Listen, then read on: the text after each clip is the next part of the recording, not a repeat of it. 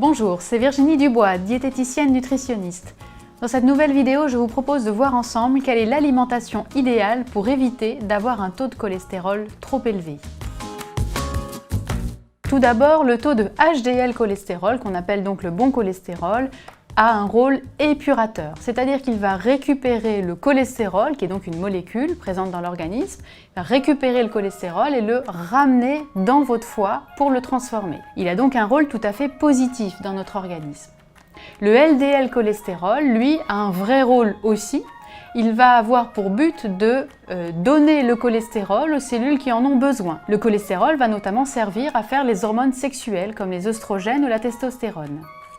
Le problème, c'est que le LDL cholestérol, quand il est en excès dans le sang, eh bien, il va pouvoir se déposer dans les artères et faire ce qu'on appelle des plaques d'athérome.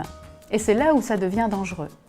Donc l'idéal sur son bilan sanguin, c'est d'avoir un taux de LDL cholestérol plutôt bas, en général inférieur à 1,6 g par litre, et un taux de HDL cholestérol le plus élevé possible, l'idéal étant d'atteindre entre 0,8 et 1 g par litre. Satisfaire ces objectifs permettra de limiter au maximum le risque de maladies cardiovasculaires en jouant aussi sur d'autres facteurs de risque comme par exemple la surcharge pondérale, le tabac, la sédentarité ou le diabète. Donc voyons ensemble quelle est l'alimentation idéale pour avoir un taux de cholestérol bas et notamment de LDL cholestérol bas. Alors sachez tout d'abord que dans l'alimentation, il n'y a pas de bon ou de mauvais cholestérol. Il y a simplement du cholestérol, qui est une molécule présente uniquement dans les produits animaux. Vous trouverez donc du cholestérol dans la viande, dans le poisson, dans les produits laitiers. Mais il n'y a pas de cholestérol dans les produits végétaux. Autrement dit, aucune huile ne pourrait contenir du cholestérol. Votre médecin vous parlera peut-être de réduire votre cholestérol dans l'alimentation. On conseille pour cela bien souvent de limiter les œufs.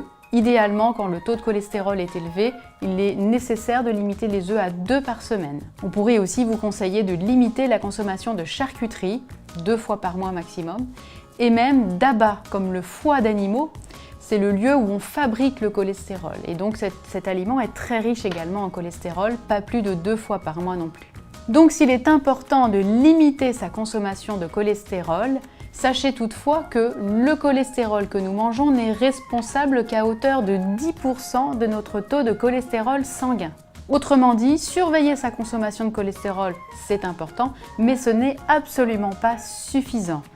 En réalité, ce qui est très efficace, c'est de limiter sa consommation d'acides gras saturés. Des acides gras qui font clairement monter notre taux de LDL cholestérol, le mauvais cholestérol. La priorité, limiter la consommation de beurre. On conseille pas plus de 10 g de beurre par jour et l'idéal serait même de favoriser plutôt la margarine qui contient très peu d'acides gras saturés. Limiter autant que possible la crème fraîche et favoriser la consommation davantage d'huile végétale pauvre en acides gras saturés comme l'huile d'olive ou l'huile de colza. Autre conseil encore, favoriser les laitages au lait écrémé ou demi-écrémé et limiter la consommation de fromage, l'idéal serait de ne pas dépasser 30 g par jour. Autre conseil encore, favoriser des viandes maigres, des viandes pauvres en matières grasses, comme par exemple des viandes de bœuf avec de la bavette, du roast beef, de la viande de veau qui est maigre naturellement, de la viande de cheval éventuellement et de la viande de porc maigre aussi, comme par exemple le filet ou le filet mignon. Je vous conseille donc de limiter les viandes grasses, mais bien au contraire de consommer des poissons gras. En effet, les graisses du poisson sont très bonnes pour la santé, donc n'hésitez pas à consommer du saumon, du maquereau ou même des sardines. Limitez autant que possible les viennoiseries, les pâtisseries, idéalement pas plus d'une fois par semaine. Et surtout, intégrez bien des fruits et des légumes dans votre alimentation car en effet, les fibres qu'ils contiennent vont permettre d'emprisonner le cholestérol dans les intestins et de pouvoir l'éliminer dans les matières fécales.